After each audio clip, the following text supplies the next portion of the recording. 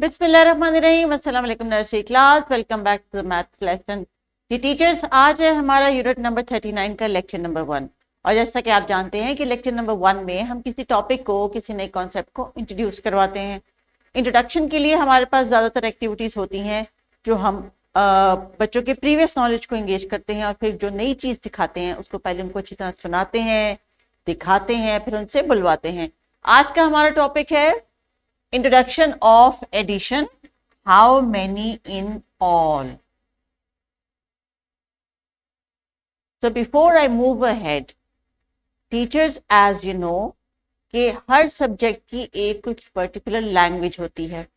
जैसे कि साइंस के लिए कुछ साइंस की टर्म्स होती हैं, आईटी के सब्जेक्ट के लिए उसकी टर्म्स यूज होती हैं, इंग्लिश के लिए स्पेशली जैसे वर्ड ग्रामर है, वोकैबुलरी है, ये इंग्लिश से रिलेटेड वर्ड्स हैं।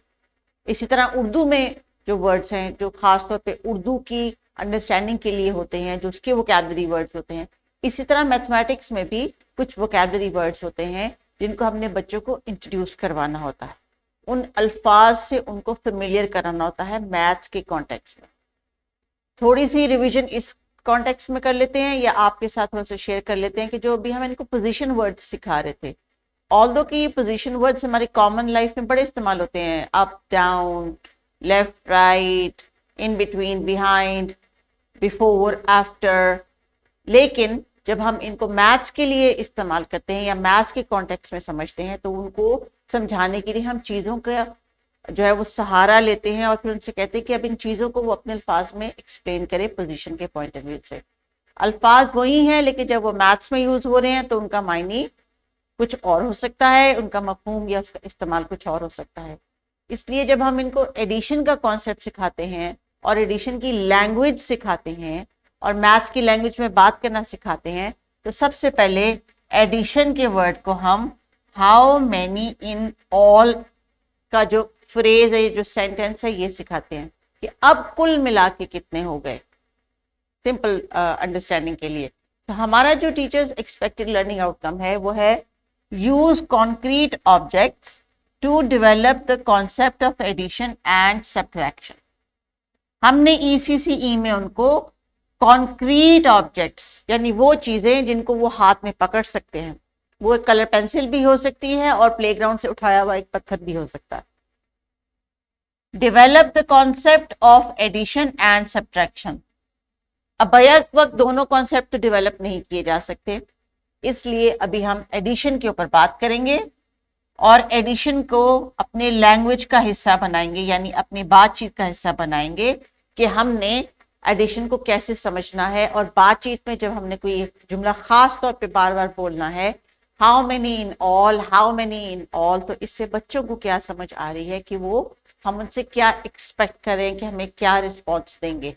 किताब के सफ़े पे तस्वीर देख लीजिए बच्चों और एक्टिविटीज को भी नोट कर लें।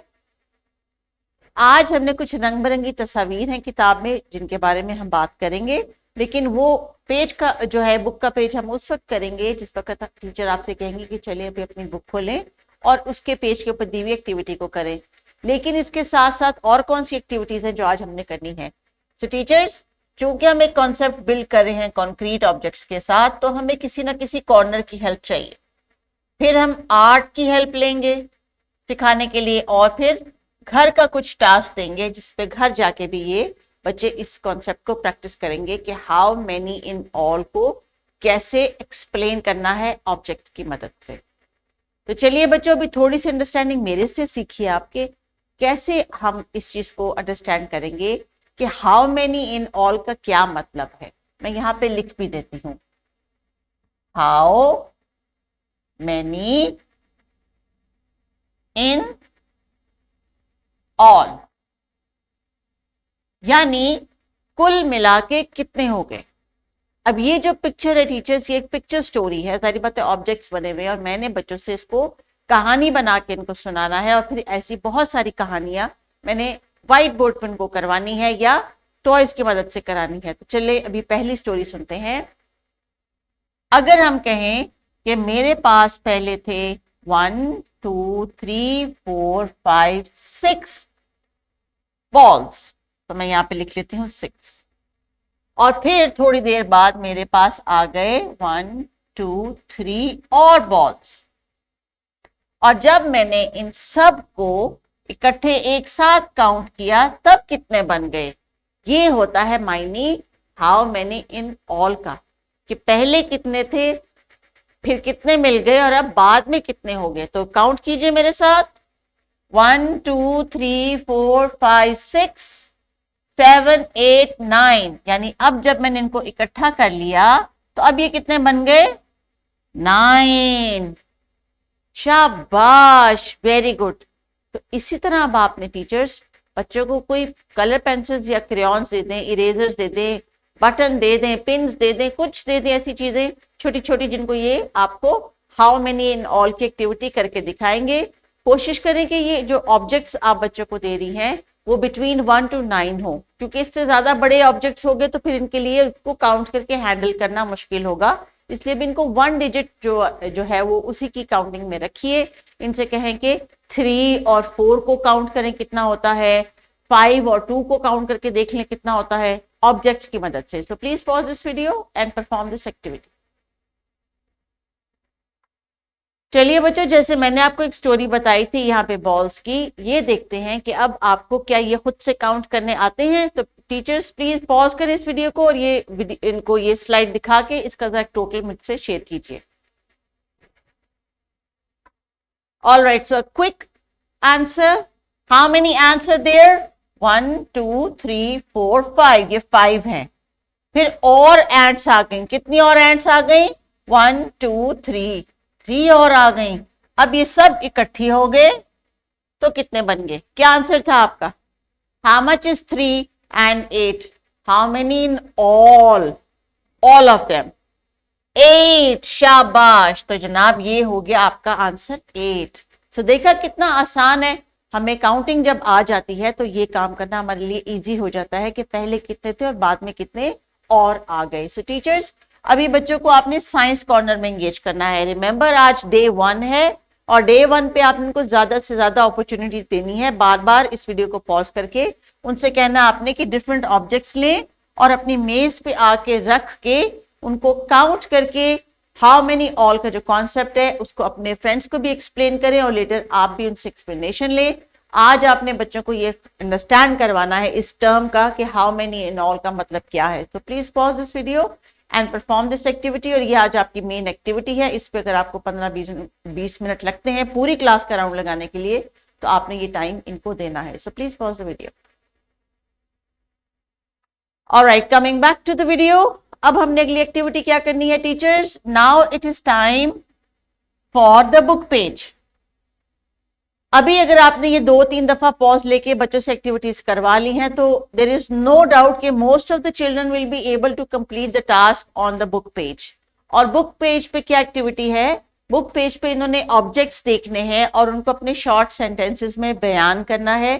काउंटिंग की भी हेल्प ले सकते हैं, ऑब्जेक्ट्स के नामों की भी हेल्प ले सकते हैं। चलें एक मैं करके बताती हूँ आपको कि हमें बच्चों से कैसा रिस्पॉन्स चाहिए और बच्चों आपने टीचर को किस तरह जवाब देना है। First, there were 3 apples and then I got 2 more apples. So now I have 1 2 3 4 5 apples all together. It's like a short story. Pictures को देके छोटी सी स्टोरी बनाएंगे। अगर आप इनके साथ कुछ कैरेक्टर्स इंट्रोड्यूस कर देती हैं, फॉर एग्जाम्पल कि ये सारा के एप्पल्स हैं और ये आयशा के एप्पल्स हैं, तो अब दोनों के एप्पल्स कितने हो गए। You can come up with these stories also, that is totally all right. And then they are going to count the next set of questions जिसमें बीज बनी हुई है। तो बच्चों भी आपने बीज को जो है वो काउंट करना है और बताना है हमें कि हाउ मेनी ऑल टुगेदर। तो टीचर्स आई होप कि इन इंस्ट्रक्शन से आप बच्चों को वर्ड्स में एक्सप्लेन करने के काबिल करेंगे, क्योंकि आज उन्होंने ये सेंटेंस समझना है हाउ मेनी इन ऑल, और ये आपने उनका सेंस डेवलप करना है एडिशन को के लिए with concrete objects. So trust me, जब आप एडिशन के लिए इनको ये कॉन्सेप्ट समझा देंगे मुख्तलिफ एक्टिविटी से, तो सब्ट्रैक्शन का कॉन्सेप्ट समझाना आपके लिए it will take half then the energy you are putting in today.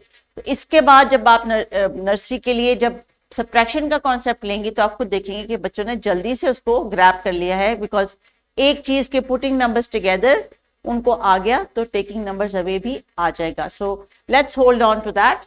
अभी बच्चों आपने क्या एक्टिविटी करनी है, जब आप बुक का पेज अपनी टीचर को एक्सप्लेन कर देंगे और टीचर आपके पास आएंगी और टीचर ये एक्टिविटी आप किताब के सफ़े की इंडिविजुअल कराएंगी, घर जाके बच्चों ने अपने अल्फाज में ये पिक्चर स्टोरीज एक्सप्लेन करनी है अपने पेरेंट्स को. आज हम हाउ मेनी इन ऑल को ये समझ के आए. So the art activity says teacher can take a paper plate और बच्चे को कुछ बटन्स दे सकती हैं और फिर वो अपने छोटे छोटे बटन्स रख के खुद से इस एक्टिविटी को कर सकते हैं. सो टीचर्स इस तरह की आर्ट एक्टिविटी करवाने के लिए, क्राफ्ट एक्टिविटी कराने के लिए हमेशा मटेरियल को पहले रेडी किया करें ताकि बच्चे जब टास्क कंप्लीट कर लें तो डेफिनेटली ये जो आर्ट का टास्क है ये बच्चों को बड़ा अट्रैक्ट करता है. इसके लिए आपने उनके लिए जो मटेरियल रखा होता है आप उसको एज अ मोटिवेशन भी यूज कर सकती हैं.